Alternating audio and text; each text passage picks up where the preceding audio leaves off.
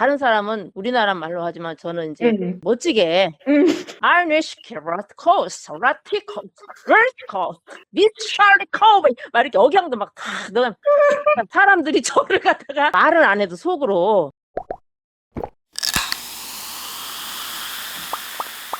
현실의 문제를 해결하기 위해 인내했습니다. 내게 닥친 고난은 나를 훈련시키기 위한 신의 계획이라 믿었고 끝까지 믿음을 지킨다면 나는 정금같이 단련될 것이며 최후 승리를 얻어 모든 문제로부터 자유로워질 것이라고 말이죠. 하지만 현실의 문제는 전혀 해결되지 못했습니다. 나의 믿음과 현실에는 큰 괴리감이 있었습니다. 그 괴리감을 지금껏 눈 감고 외면하며 희망 회로를 돌렸던 것은 아마도 영적인 체험, 경험 때문이었던 것 같습니다. 하나님의 뜻, 영적인 메시지를 찾기 위해 절박하게 그리고 열심히 노력하였던 써니 사모님의 이야기를 함께 들어보겠습니다. 저는 이제 아주 보수적인 신앙생활을 했고 요즘에 기도원이나 그 은사 받으신 여자 목사님들 목회하시는 거 보면은 또 예언의 은사, 그다음에 병고침, 신유 은사 현실적으로 좀 연결이 되잖아요. 그쵸. 병을 고쳐주고 하니까요. 네, 문제 해결 뭐 타이틀도 많이 올리고 저는 이제 어렸을 때부터 아주 보수적인 그러니까 저희 아버지는 율법을 철저히 지켜야 되는 그런 신앙이었어요. 그러니까 주일날은 뭐 물건도 못 사게 그러니까 토요일날 미리 사놓고 안식일을 기억하여 거룩히 지켜야 되니까 제가 이제 유행가를 좀 흥얼흥얼하면은 저희 아버지가 그런 거 부르지 말라고 그냥 은혜 안에서 살아야지 세속된 그런 노래 하지 말라고 그 정도로 이렇게 보수적인 신앙을 하셨고 저는 이제 기도원이나 그런 데는 전혀 뭐 이렇게 가본 적도 없고 그렇게 살았는데 남편으로 인해서 이렇게 답답하다 보니까 이제 뭐 문제 해결 여기 한번 가볼까? 그래서 이제 시작된 게 기도원을 많이 다녔고 또 어머니가 자꾸 이렇게 기도하면 다 하나님이 해결해 주는데 어머니 역시 늘 기도하실 때 아버지 우리 아들 너무 부족하고 이렇게 대인관계도 잘 못하는데 하나님께 순종하고 이렇게 온전히 맡깁니다. 우리가 다 책임져 주세요. 선택했으니까 항상 기도도 그렇게 하셨고 그러니까 이제 제가 그때서부터 그러면 어머님 말대로 나도 기도원을 한번 가봐 이제 해서 그렇게 가게 된 거죠. 또 여자 목사님도 한번 이렇게 찾아서 그렇게 했고 40일 금식기도 처방전 내려서 금식도 했고 그다음에 11조 그동안에 못한 거 다 내라. 그동안에 이제 11조 그냥 어영부영하게 한 것들 온전한 재물을 바쳐야 되니까 그동안 못한 걸 다 해라. 그래가지고 저희 친정 어머니 저기 칠순잔치 했는데 그때 폐물이 좀 많이 들어왔어요. 그거 다 가져오라 하더라고요. 그래서 그거 다 갖다 주고 친정 엄마 걸. 돈이 없으니까 하나님이 11조 다 하라고 했다고 하니까 하나님만 말만 꺼내면 내가 꼼짝을 못했다니까요. 친정 그리고 칠순잔치 때 남은 게 없으시겠네. 저도 고지식 했고 이렇게 하면은 그래도 뭔가 이게 해결이 될 줄 알고 그래서 들어온 거 다 바치고 저는 또 피아노 한 대 바치고 하여튼 그렇게 시간을 많이 보냈죠. 그러니까 저한테는 그런 경험이 이제 처음이죠. 영적인 경험이 거의 없다고 보면 없었는데 이제부터 이제 내가 뭔가 여기서 경험을 해야 되는데 다 바치고 이제 기도하고 했으니까 뭔가 나에게 뭐 이루어 주시겠지. 계속 뭔가 우리가 하고 또 기대하고 기다리고 계속 이게 반복이에요. 또 이렇게 해서 안 되면 그러면 아직 때가 아닌가? 또 기다리고 또 어떻게 해보고 내가 개척을 안 해서 그러나 다시 하려고 또 해보고 그러나 현실은 그게 안 따라줬을 때 답답한 거는 이루 말할 수가 없었죠. 그 여자 목사님한테 방언을 받고 싶다고 했어요. 왜냐하면은 남편은 목회를 못할 것 같고 교회를 정리하지 않았을 때니까 월세는 나가고 하니까 뭐라도 해서 사람들을 그래도 끌어모아야 되는데 그쵸. 교회 월세는 또 다달이 나가야 되고 요즘 세상에 뭐 그냥 설교만 해서는 사람들이 잘 안 오니까 그래도 뭔가 좀 상담도 해주고 예언도 해주고 하고 싶어서 은사를 받고 싶더라고요. 방언의 은사를 한번 받아보자 해가지고 여자 목사님이 할렐루야 할렐루야를 시켜서 1시간을 했어요. 할렐루야 할렐루야 할렐루야 할렐루야. 지금은 할렐루야 한 2번만 널널널이 나오는데 그때 당시에는 율법적인 신앙생활을 막 고지식하게 한 사람이 얼마나 그 고정관념에 사로잡혔는데 그게 무너지기가 쉬워요? 그거는 의심 반 한번 도전해본 거죠 제가. 사실 방언을 믿진 않으셨구나. 완전히 믿은 건 그런 거 아니구나. 좋아하지 않고 제가 아버지 돌아가시고 이제 서울 큰 교회에서 신앙생활 할 때도 그 목사님도 아주 말씀 중심으로만 우리는 신앙생활 해야 된다 해가지고 그러니까 뭐 그런 예언 이런 거 은사 이런 거는 우리가 거리가 멀었죠. 근데 이제 에라 모르겠다 나도 한번 방언이라 한번 해보자 그래가지고 할렐루야를 1시간을 했는데 이게 안 되니까 목사님이 진땀을 흘리시면서 너무 힘들어하시는 거예요. 목사님 얼굴 쳐다보니까 이거 안 되겠어서 제가 스스로 최면을 걸었어요. 최면을. 걸려라 할렐루야 방언 한다 막 그러니까 갑자기 럴럴럴이 나온 거예요. 내가 내 의지로. 내가 내한테 최면을 걸으니까 럴럴럴럴럴럴 이게 된 거야 이제. 그러니까 목사님이 터졌다 방 할렐루야 막 난리가 난 거야. 근데 진짜 방언은 아니었는데요. 아유 아니었죠. 그래서 봐봐요. 계속 압력을 넣잖아요. 그럼 거기 걸리는 거예요. 성령이 아니래도 일반 사람도 다 그렇게 돼. 그래가지고 신기하기도 하고 이제 나는 이제 뭔가 은사가 왔다 해가지고 너무 기쁜 날이었죠 그날은. 그래가지고 집에 와서 그 다음날 이제 럴럴럴럴럴 막 하니까 너무 지루한 거예요. 도대체 이게 뭔가 럴럴럴은 2분 돌아가는데 도대체 이게 생각도 안 떠오르고 하는 것도 없는 거예요. 그러니까 이제 제가 아이 짜증나네. 그럼 영어로 방언하면 안 되나? 럴럴럴만 하다가 제가 혀를 영어 회화도 잘 모르는데 에라 한번 해보자. 이러니까 재밌는 거예요 또. 그래서 막 이제 기도할 때 하나님 아버지 저에게 뭐 이렇게 뭘 주시고 우리 집을 어떻게 막 이 말이 생각으로 딱 되고 입으로는 아니 포스 캐러바트코스 레티컴 마이너스 캔디 토타 브라세이트 그렇듯하지요. 그렇게 하니까 제가 이제 조금 난 거예요. 스스로 판단하시기에. 내가 제일 지루한 거, 저는 지루한 거 딱 질색이거든요. 그래서 단순해야 돼요. 롤롤롤롤 그냥. 예. 저는 그리고 변화를 엄청 좋아하고 뭐 하나 시작하면 정상까지 올라가는 성격이에요. 네. 그러니까 좀 좋더라고요. 그걸로 하다가 그럼 또 다른 나라 말로 해볼까? 막 소련을 딱 생각하니까 뭐 다른 방언이 또 나오는 거예요. 그냥 중국 가면 또 중국 방언이 나오고 모르는 나라도 그냥 막 해보는 거예요. 에디오피아 뭐. 그럼 또 다른 말이 또 나오는 거예요. 그러니까 저도 신기하기도 했고 그때서부터 교회에서 이제 제가 기도할 때는 다른 사람은 우리나라 말로 하지만 저는 이제 멋지게 아르네시케라트코스 라티코 vertical, 미찰리코 막 이렇게 억양도 막 다 넣은 사람들이 저를 갖다가 말을 안 해도 속으로 저 사람은 무슨 저렇게 대단한 은사. 그러니까 그렇게라도 해서 이제 목회를 제가 끌어보려고 생활 영성 세미나라는 사이트로 제가 집회를 했어요.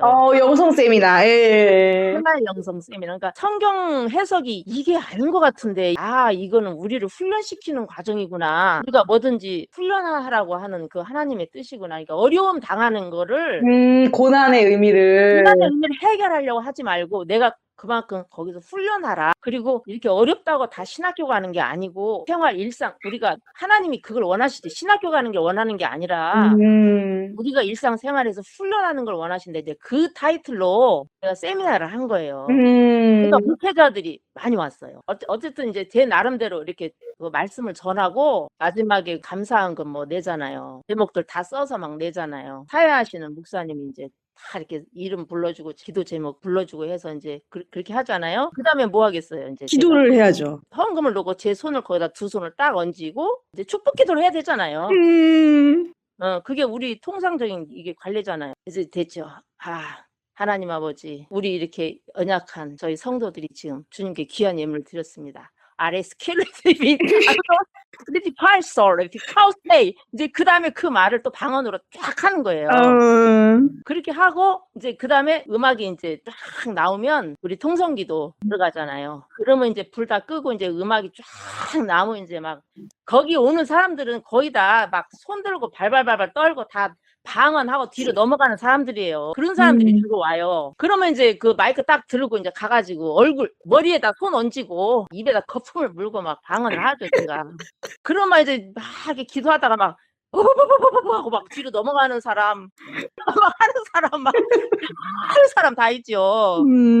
그럼 나도 이제 이렇게 이 성령의 역사가 이제 일어나서 마음으로 제가 하죠. 그래서 그럴 때 되게 희망이 있잖아요. 느껴지잖아요. 저도 이제 이렇게까지 하면 하나님 뭔가 이 사람들에게 뭐 문제 해결을 해주시겠지. 그렇게 이제 그렇게 집회했고 그다음에 집회하고 주일날 또 모여야 되는데 또 안 모이잖아요. 집회는 뭐 계속 할 수는 없고 상담도 그 사람들이 그렇게 답답했는데 그때는 제가 지금 현실적으로 상담을 못 해줬어요. 너무 지금 생각하면은 너무너무 죄송하고 그냥 기도 생활 열심히 하고 맡겨라 이렇게 막연한 상담 맡겨라 기도 더 하시고 인내하시고 하나님의 때가 있으니까 그렇게밖에는 어떻게 방법이 없잖아요. 우리가 배운 게 그거니까.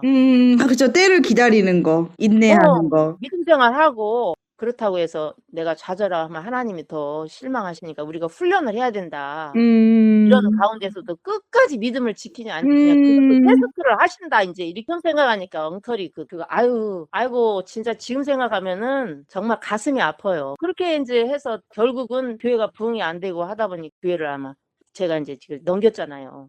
하지만 이제 그렇게까지 했지만 나의 문제도 현재 해결을 못했고 제 문제도 해결이 안 됐으면서 저도 답답한데 역시 그 사람들을 거기까지만 끌어줄 수밖에 없었죠. 저도 또 답답했고 목회를 접고 나서는 더 답답했죠. 왜냐하면은 현재 상황은 남편도 지금 돈을 벌어야 되잖아요. 같이 벌어도 시원찮은데 저도 그때는 피아노를 놓은 상태예요. 학원을 놓은 상태라. 왜냐하면 오로지 목회만 전념해야 된다고 해가지고 둘 다 손을 놓으니까는 생활이 안 돼. 남편을 돈을 벌라고 하면은 제일 싫어하는 거예요. 왜냐하면 두려워서 못하는 거야. 두려워서. 주의 종은 이 사명 감당해야지. 가서 하면 하는데 이 세뇌가 돼가지고. 그쵸. 두렵잖아요. 내 사명이 있는데. 사명자가 신학교까지 나오고 목회 안수까지 받았는데 세상으로 나간다는 거는 이제 하나님을 배반하는 걸로 그때는 그렇게 인식이 됐어요. 근데 뭐 제가 막 돌아버리겠는데 어떻게 해요. 12인승인가 그거 스타렉스 사가지고 학원 아이들 이렇게 차 운행하는 거 좀 제가 시켰어요. 그것도 좀 하다 그만두고 두려우니까 일을 하는 게 항상 가시방석이야. 그러니까 이게 저도 또 역시 또 학원을 다시 시작해야 되는데 그러자 이제 서로 별거를 했어요. 도저히 이거는 목회는 떠나서 일단 사람하고도 그 관계가 답답하다 보니 벽 보고 이야기하는 것 같으니까 동문서답하고 막 이러니까 그래서 별거를 했죠. 하고 저는 저대로 따로 학원을 했어요.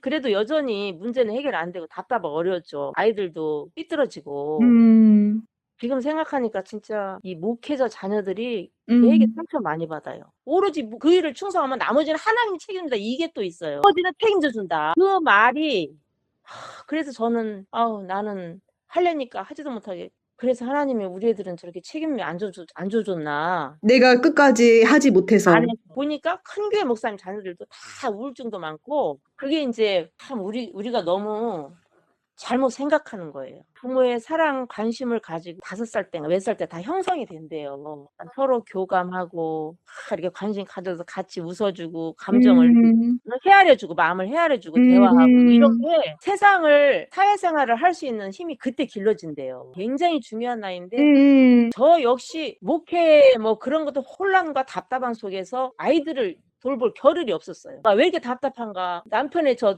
인격은 도대체 어떻게 생긴 뭔가 그런 속에서 아이들이 좀 귀찮게 하면은 아이들한테 짜증내고 혼이나 내고 그러니까 이 애들이 사회생활 못하는 거 당연한데 그 아이들을 또 기도원으로 데려가서 금지시켰지. 학교 간다고 할 때까지 거기 있어라 그러고 걔 울고불고 나 데려가라고 울고불고 하는데 우리는 또 그걸 끝까지 또 걔를 어떻게 해보려고 했던 거예요. 신앙으로. 생각하니까 너무 인간적으로 무지하고 슬픈 일이에요. 그러니까 이게 목회를 잘하든 못하든 그 아이들이 엄청 희생을 해요. 정말 비참해요. 그러니까 이 성경을 제대로 정확하게 알면은 이렇게 살지도 않고 정말 가정이 제일 가장 우선이거든요. 그 아이들에게 힘을 줄 수 있는 건 부모밖에 없어요. 근데 제가 우리 아이들이 좀 잘못돼가지고 뭐 이 기관 저 기관 여기 데려가면 좀 괜찮을까 저기 다 필요 없어요. 부모가 그게 뭐가 잘못됐는지 알아야 돼. 어떻게 하는지도 알았어야 되는데 그런 교육도 안 받은 상태에서 더더군다나 그 기독교의 그 목회에 빠졌으니 걔나 잘하면 또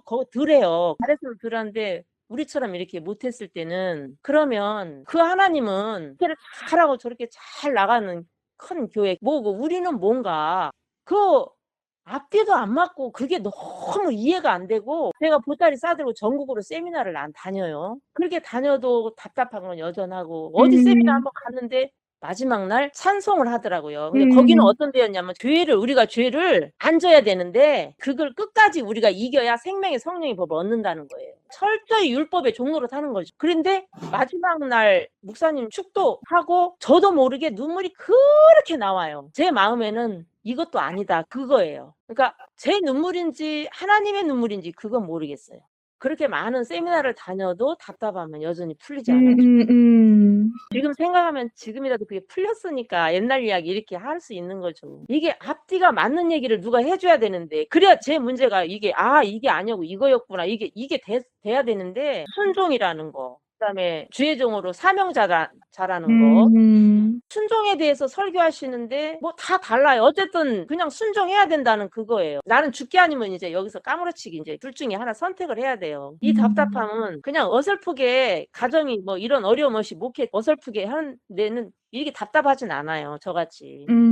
하나님이 아마 저에게는 큰 숙제를 주신 것 같아요.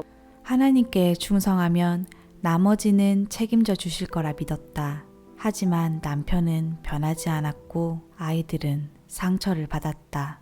도대체 하나님의 뜻은 무엇일까?